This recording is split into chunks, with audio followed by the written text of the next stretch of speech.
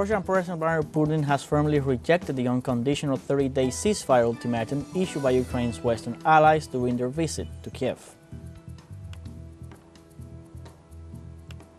And the governments of Iran and the United States held on Sunday in the city of Muscat in Oman the fourth round of talks on the Iranian nuclear plan.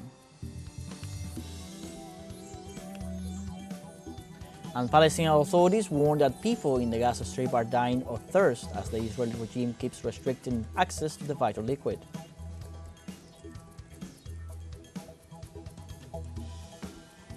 Hello, welcome to From the South. I'm Luis Alberto Matos from the teleSUR studios in Havana, Cuba.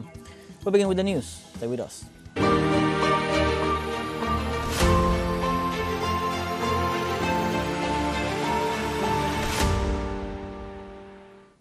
Russian President Vladimir Putin has firmly rejected the unconditional 30-day ceasefire ultimatum issued by Ukraine's Western allies during their visit to Kiev. The European leaders threatened tougher sanctions on Russia if it refuses to the ceasefire. Putin criticized the Western demands as ultimatums delivered with rude statements emphasizing Russia's readiness for serious negotiations. Kremlin spokesman Dmitry Peskov reiterated that Russia would consider ceasefire proposals only if Western military support to Ukraine ceases. This reflects Moscow's long-held position that peace must be negotiated without preconditions and that Western sanctions and arms deliveries complicate prospects for a genuine ceasefire. And in this sense, Russian President has proposed resuming direct peace talks with Ukraine on May 15th in Istanbul. Putin stressed that it was Kiev that halted the 2022 talks and extended the invitation to Ukraine to restart discussions aimed at eliminating the root causes of the conflict and achieving a long-standing stable peace. In this context, Kremlin spokesperson Dmitry Peskov stated that Russia is resistant to external pressure and that while Putin supports the idea of a ceasefire in principle, the recent Western proposal contains many unresolved questions.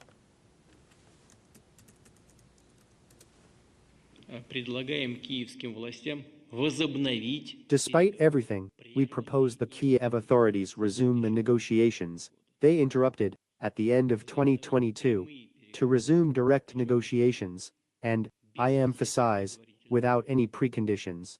We propose to begin without delay next Thursday, May 15th, in Istanbul, where they were held earlier and where they were interrupted.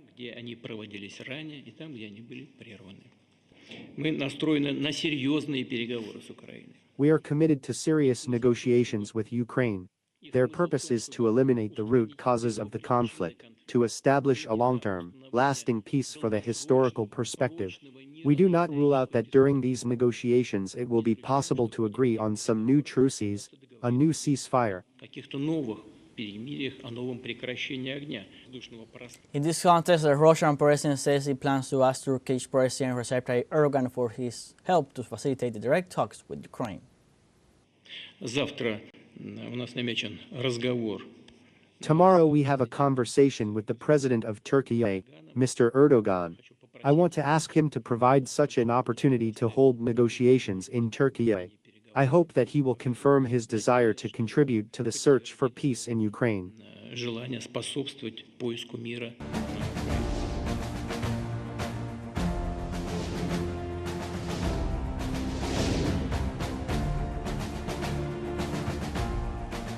The 80th anniversary of the end of World War II was celebrated all over the world with the biggest ceremony held in Moscow, where the date is called Victory Day. Celebrations brought together generations in history and geography, where Russian citizens remember their ancestors, while grandchildren, historic European figures, called for peace. Details from our special envoy, Yunus Sumer from Moscow. The Soviet Union lost 27 million citizens in the Great Patriotic War against Nazi Germany, and the fallen were present both on picture and in hearts on Moscow streets on May 9.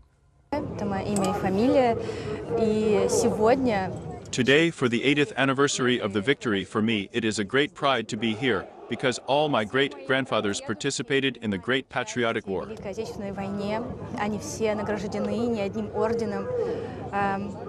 They were all decorated with several orders, and I, as their great-granddaughter, with their eyes, will see this incredible celebration.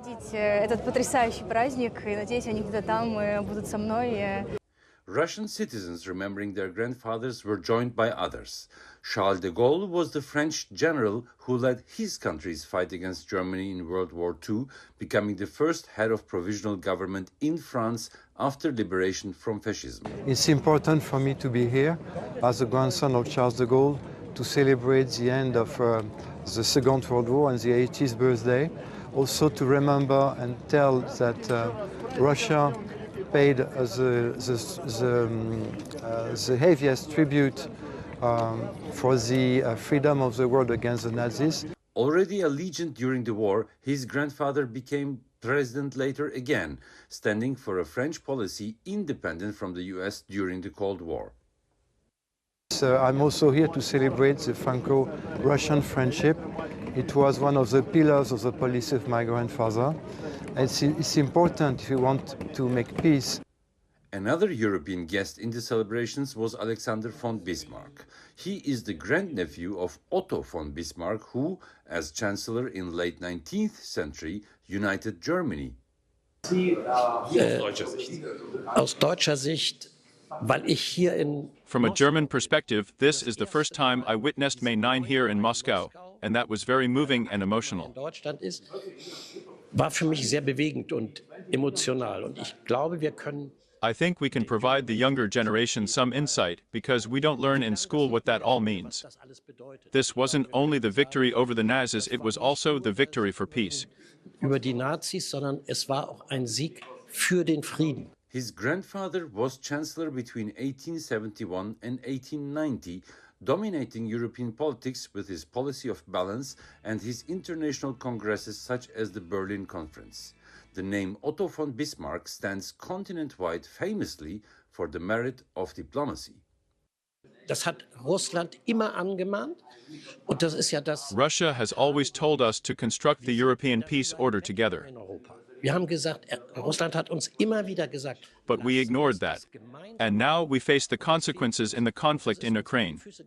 That was a fatal mistake. Bei diesem Konflikt hier zwischen der Ukraine und Russland. Moscow's Victory Day celebrations and humanity's desire for peace brought together families and memories over generations and borders. A truly historic May 9, 2025. Yunus Soner, teleSUR, Moscow, Russia. We now have a short break coming up. First, remember you can join us on TikTok at teleSUR English. We'll find news in different formats, news updates, and much more. We'll be right back. Stay with us.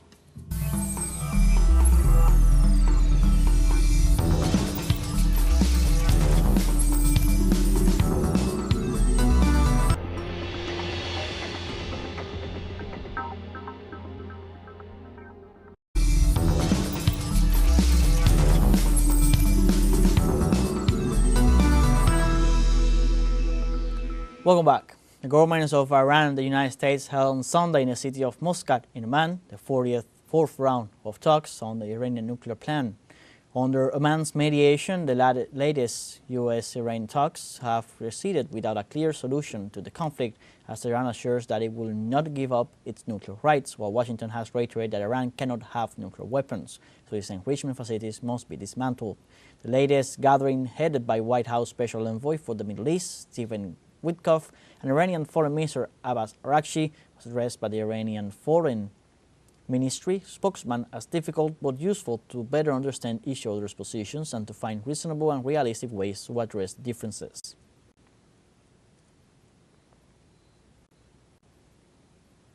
Precisely in this context, before the talks, the Iranian Foreign Minister provided statements assuring that a deal is possible if the U.S. stops with its unreasonable and unrealistic demands. We had more consultations in Tehran this morning, and in this round we hope to reach a decisive point.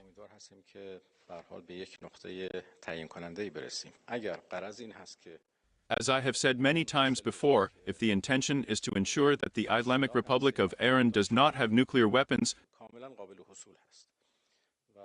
this is completely achievable, and an agreement on this is certainly achievable. But if the U.S. have more unreasonable and unrealistic demands, demands that cannot be implemented, it is natural that the negotiations will face difficulties. Donald Trump has held a full reset in U.S.-China trade relations following the first day of talks between senior U.S. and Chinese officials in Geneva aimed at defusing a trade war sparked by his tariff rollout. The U.S. president praised the very good talks as a full reset negotiated in a friendly but constructive manner. Earlier, senior U.S. and Chinese officials concluded in the Swiss city the first day of talks aimed at reducing tensions that threaten to affect the global economy. In this context, Chinese Vice Premier He Lifan met for about 8 hours with U.S. Treasury Secretary Scott Bessent and U.S. Trade Representative Jamieson Greer. In their first face-to-face meeting since the world's two largest economies imposed tariffs well above 100%. It is important to highlight that tariffs imposed by Trump on China this year currently amount to 145%, and cumulative U.S. duties on some Chinese products reached 245%.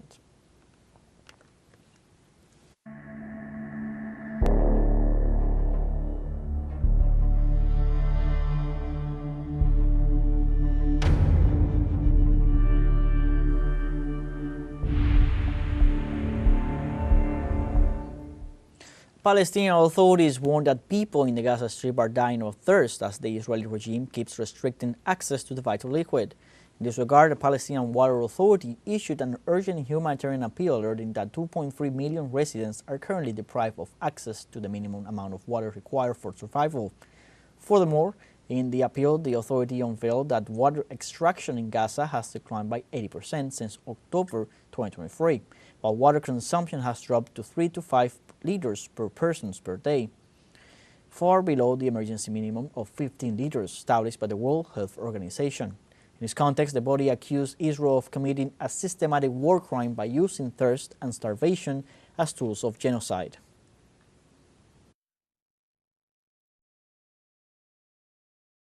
And also in Palestine, the Israeli occupation army intensified on Saturday its aggression by demolishing residential homes in Nur Shams refugee camp in the northwestern West Bank. Palestinian sources confirmed that the occupation forces detonated 3 homes in the Al-Manshiyah neighborhood, bringing the total number of buildings destroyed by Israeli forces in the last week alone to 15. These demolitions are part of a wider systematic campaign by the occupation to erase entire neighborhoods within the camp as part of a plan announced 10 days ago to demolish 106 buildings in Nur Shams and Tulkarem. Refugee camps, this campaign has already begun a large-scale humanitarian crisis with more than 4,200 Palestinian families forcibly displaced, while more than 400 houses have been completely crushed and another 2,573 have suffered damage. We now have our second break coming up. Before we invite you to visit our Facebook page at teleSUR English, there you'll be able to watch our top stories, special live coverage, and much more. Follow our page and activate the notification button to stay up to date on the world's most recent events. Final break, we'll be right back with more.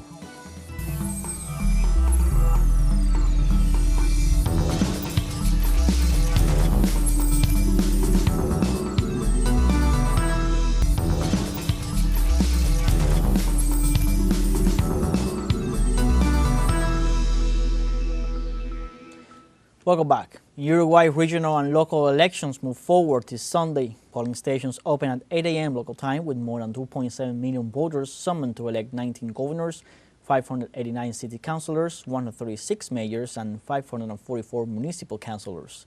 Likewise, 19 departmental intendancies were presented, 147 candidates for 7 political parties.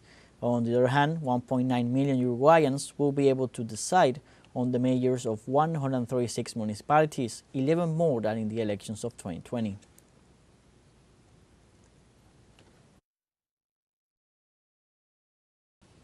And in Venezuela, the electoral drill ahead of the regional and national elections of May 25th concluded positively. The National Electoral Council summoned citizens to participate in the democratic exercise with the objective of familiarizing voters with the system. This drill allowed the testing of the voting machines, checking the effectiveness of the transmission media, and evaluating the technical operation and logistics of the procedure. For this purpose, the National Electoral Council set up a total of 1,187 voting centers nationwide with the intention of strengthening the democratic process in Venezuela.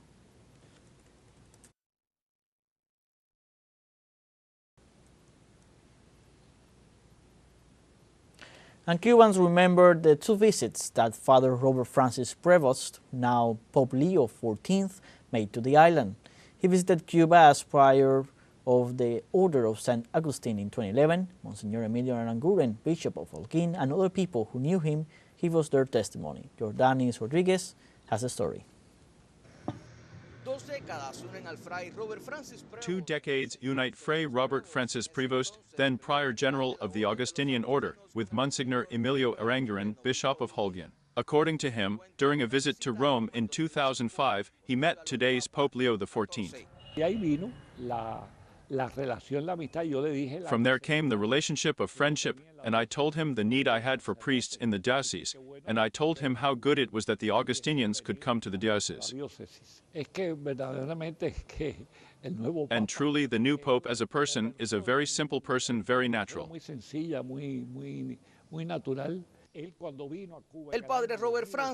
Father Robert Francis Prevost, now Pope Leo XIV, visited the island on 2 occasions. He made 2 trips in April 2008 and February 2011 to Havana, Las Tunas, and Holguín, among other provinces in eastern Cuba. When I saw him come out onto the balcony, I was surprised. I bowed my head and prayed for him. Last year in Puerto Rico, at a meeting of the Latin American Bishops' Council, they exchanged views again, recalls Father Emilio. And there again we had the opportunity to greet each other and talk, and last year the bishops of the country and myself went to Rome for an established visit, and we already visited him in the dicastery and talked about Cuba. In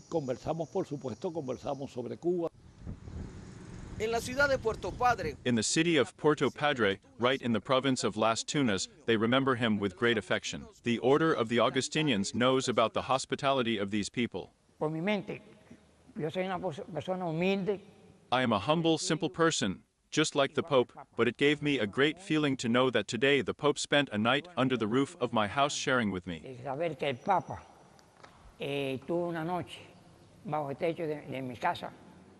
A very wonderful and beautiful thing, because God puts things in their place. Before going to sleep, I asked him if he wanted to have coffee, and he told me a little bit.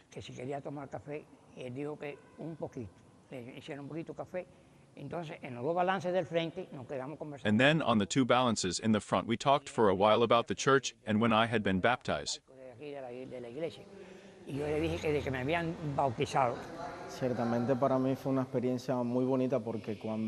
Certainly for me it was a very nice experience, because when you realize and hear the name of the Pope, and you hear the name and surname of the Cardinal, and you realize it is the person you met at a certain moment of your life, is very exciting. After the Order of St. Augustine was for about 16 years in our parish in the Diocese of Holguín.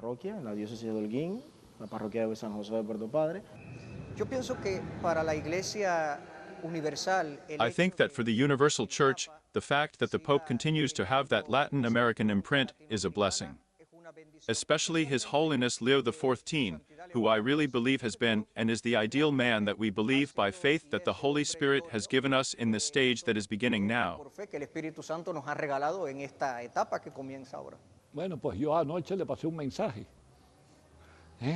Well, last night I sent him a message, and first I said Holy Father, and then I said Dear Brother.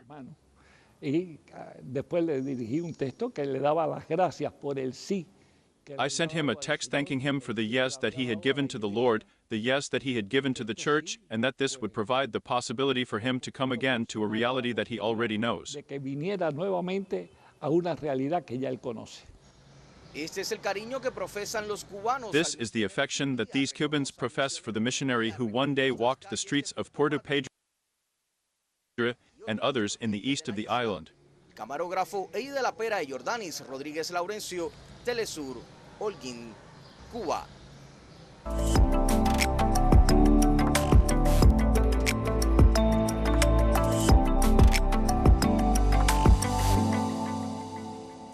On Sunday, many countries around the world hold commemorative events to celebrate Mother's Day.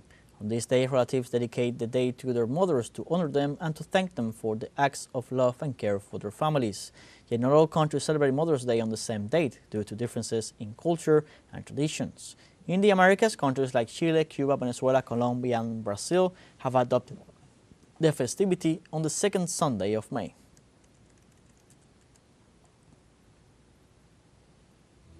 Like this, we have come to the end of this news brief. You can find these and many other stories on our website at telesurenglish.net. So join us on social media, Facebook, X, Instagram, Telegram, and TikTok. For TeleSUR English, I'm Luis Alberto Matos. Thanks for watching.